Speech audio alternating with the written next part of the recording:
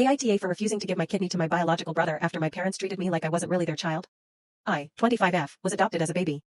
My adoptive parents already had a biological son, Liam, 28M, and later had a daughter, Sophie, 20F. On paper, I had a normal childhood.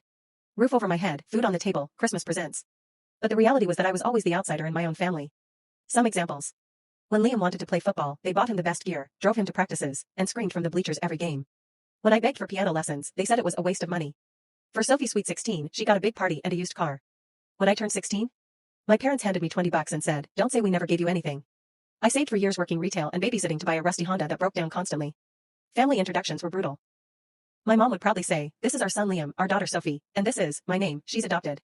Always the qualifier. Always the reminder that I wasn't really theirs. I tried not to let it get to me, but it chipped away.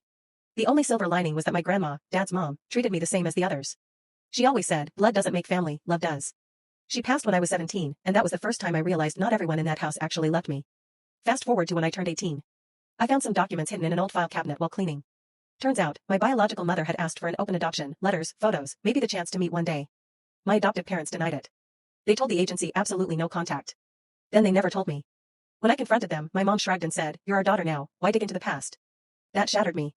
I realized they'd erased my history because they could. I moved out as soon as I could, worked my ass off through college, and built a quiet, independent life. Contact with my family dwindled. I saw them maybe twice a year on holidays, and even then, it was strained.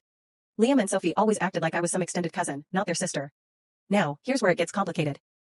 Liam was diagnosed with a serious kidney condition last year. He's in late-stage renal failure and needs a transplant. Sophie wasn't a match. My parents asked me to get tested. I agreed, mostly out of curiosity. And wouldn't you know it? I was a perfect match. When the doctor told us, my parents lit up like it was divine fate. They hugged me, something they never really did, and said, "See? You were meant to be in this family all along." But that didn't feel like fate. It felt like irony. They started pressuring me immediately. Phone calls, guilt trips, even Sophie saying, "You have to do this. He's your brother." I finally snapped.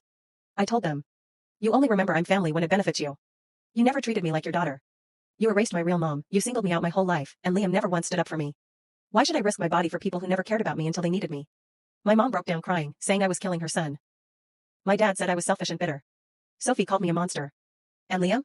He just looked me in the eye and said, "If the roles were reversed, I wouldn't do it for you either." That sealed it. I told them I wasn't donating, and I walked out.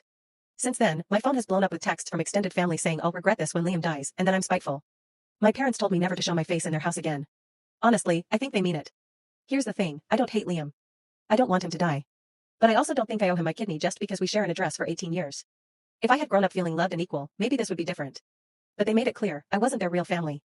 So now I'm stuck wondering, am I the asshole for saying no when I'm the only thing standing between my brother and death?